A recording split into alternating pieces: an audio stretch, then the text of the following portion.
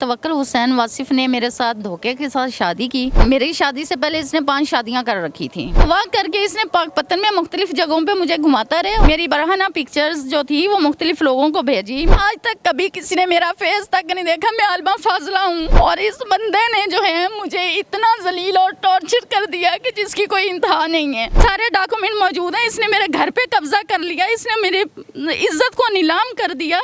वो number plate press की plate लगने से ये नहीं करते हैं, वो क्या करते हैं? कुछ भी नहीं करते, सिर्फ और सिर्फ ब्लैकमेल करते हैं। नहीं, मीडिया से कोई ताल्लुक है उनका? मीडिया से ताल्लुक सिर्फ मेरी वजह से है।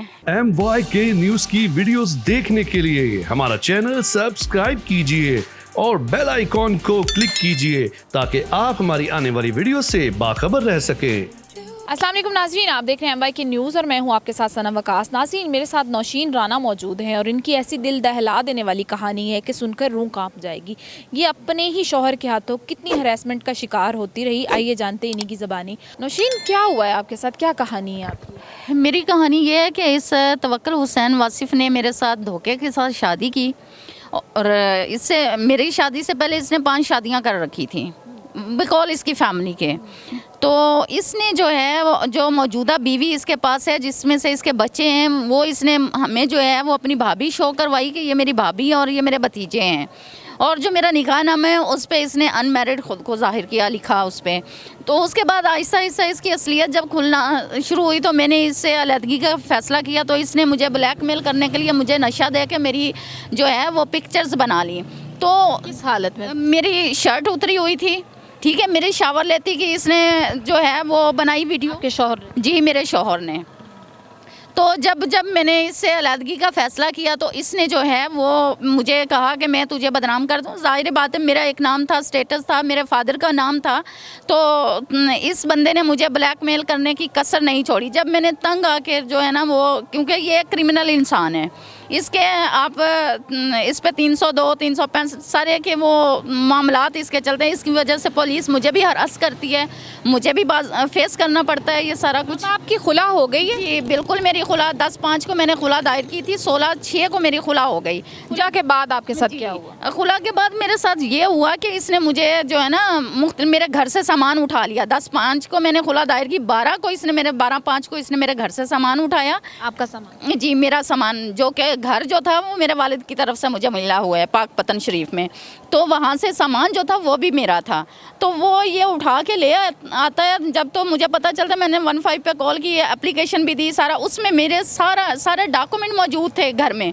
तो ये उठा के ले आता है, ये अदर लोगों को दे के तो मेरे पे FIR करवाने की कोशिश करता है। जब मैं पाकपतन इस्लामाबाद, क्योंकि मैं जॉब करती हूँ, तो इस्लामाबाद से जब मैं वापस आई हूँ ना तो इसने मुझे 17 जुलाई को इसने मुझे अगवा कर लिया। उसके बाद इसने यहाँ इकबाल टाउन में मेरे पे जो है वो FIR करवाई। किस चीज़ की? ये चेक की। पहले पाकपतन करके आपको कहाँ पे रखा था? अगवा करके इसने पाकपतन में मुख्तलिफ जगहों पे मुझे घुमाता रहे। उसके बाद फिर इसने अपने फैमिली, अपनी वालदा के घर में मुझे 2 माह रखा। वालदा को घर से कहीं और शिफ्ट कर दिया।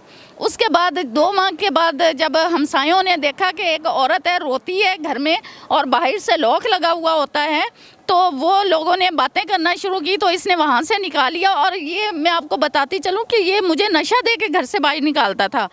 वैसे होश करके? जी, गनूदगी में निकालता था कि मैं शोर ना कर सकूं, मैं कि ना किसी को हेल्प के लिए ना बोल सकूं।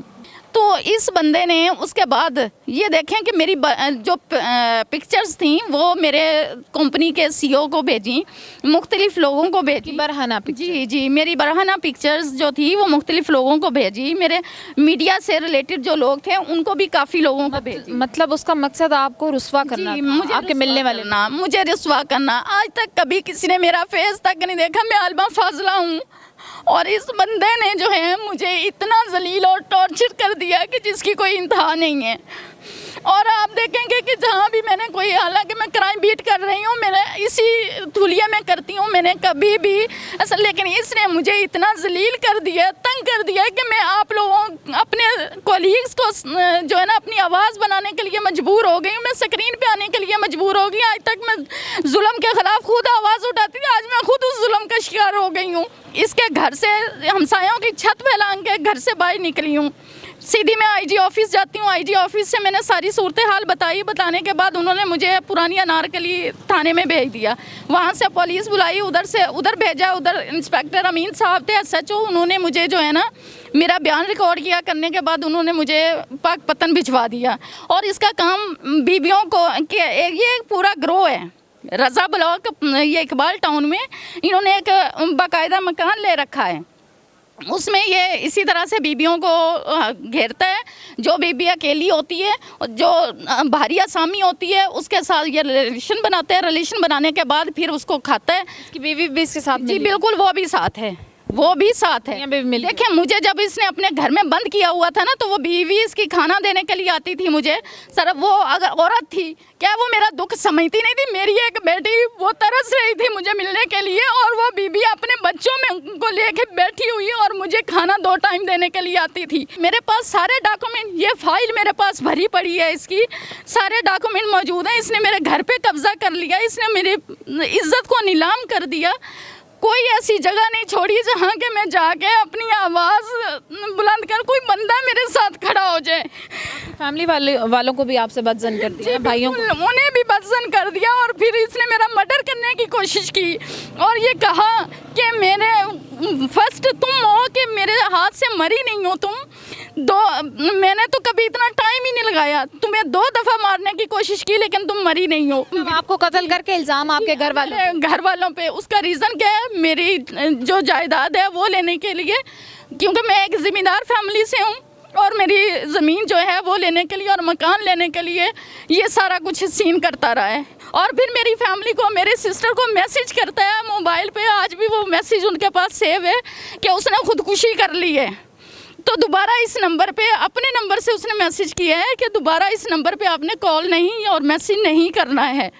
देखिए, इसने मुझे तो टॉर्चर किया, साथ साथ मेरी फैमिली को भी इसने इतना टॉर्चर दिया कि मैं उस तकलीफ़ और उस अजियत से, ऐसी अजियत से गुज़र रही हूँ कि जो मैं लफ्ज़ों में बयान नहीं कर सकती। और मेरी एक और आईजी पंजाब से ये मैं रिक्वेस्ट करती हूँ कि आपके जो जवान नाकों पे खड़े होते हैं उन्हें कम से कम चाहिए कि वो गाड़ियाँ चेक करें। ये मुख्तलिफ जगहों पे जब मुझे लेके जाता था, मैं थोड़ी गनूदगी में होती थी। ये बाबू साबू इंटरचेंज पे जो खड़े हुए हैं उनके मैंने बड़ी दफ़ा इशारे किए लेकिन किसी ने गाड़ी चेक नहीं की। क्या गाड़ी के आगे माइक रख देने से क्या उसमें कोई ये नहीं होता कि कोई क्रिमिनल इंसान नहीं बैठा हुआ? कम से कम गाड़ी को चेक करें, देखें। वो नंबर प्लेट, प्रेस की प्लेट लगने से ये नहीं करते हैं। वो क्या करते हैं? कुछ भी नहीं करते, सिर्फ और सिर्फ ब्लैकमेल करते हैं। नहीं, मीडिया से कोई ताल्लुक है उनका? मीडिया से ताल्लुक सिर्फ मेरी वजह से है। मेरी फ्लैक्सें लगाई हुई हैं, फेक सहाफ़ी बने हुए। जी, फेक सहाफ़ी बना हुआ है और नंबर प्लेटें और आगे माइक रखे हुए हैं। और कभी उसकी गाड़ी को किसी ने रोका नहीं है। उसमें नाजायज़ असला रखा हुआ है उसने, जो पिस्टल हर टाइम वो अपने साथ रखता है। तो मेरी आईजी पंजाब थाने में उनके खिलाफ कोई FIR दर्ज कराई है? नहीं, अभी तो मुझे मौका ही नहीं मिला। उसने खुद ही मुझे अपने घर में बंद करके मुझे पे FIRs करवा के और मुझे उन FIRs में PO करवा दिया, जबकि मैं उसकी हिरासत में थी। जुलाई से लेके मैं उसकी हिरासत में रही हूँ। देखिए ये कितना जुल्म है। इस पाकिस्तान में कोई कानून नाम की चीज़ नहीं रही। ये जंगल का कानून बन गया कि हमारे आला अदारे जो है वो मुझे आज 9 मई से मैं धक्के खा रही हूँ।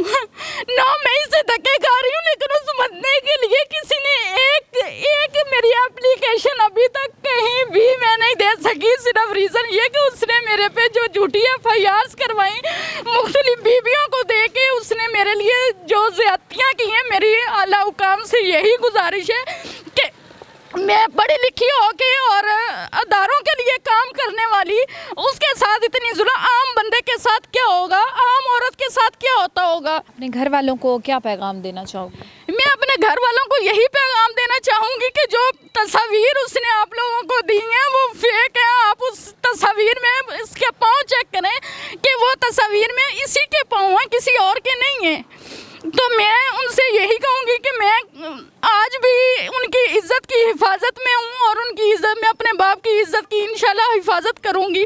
मैं राजपूत की बेटी हूँ, मैं किसी कमियों की बेटी नहीं। और ये खुद मिरासी और ख़ुद को सैयद कहलवाता है और इसकी माँ और बहनें भिखेवाल गांव में जो है लोग लोगों के घरों में काम करती हैं। शादी से पहले कोई इसकी इंक्वायरी वगैरह नहीं करवाई थी आप लोग? करवाई थी, लेकिन ये इधर रजा ब्लॉक में इन्होंने एक बाकायदा घर लिया हुआ है।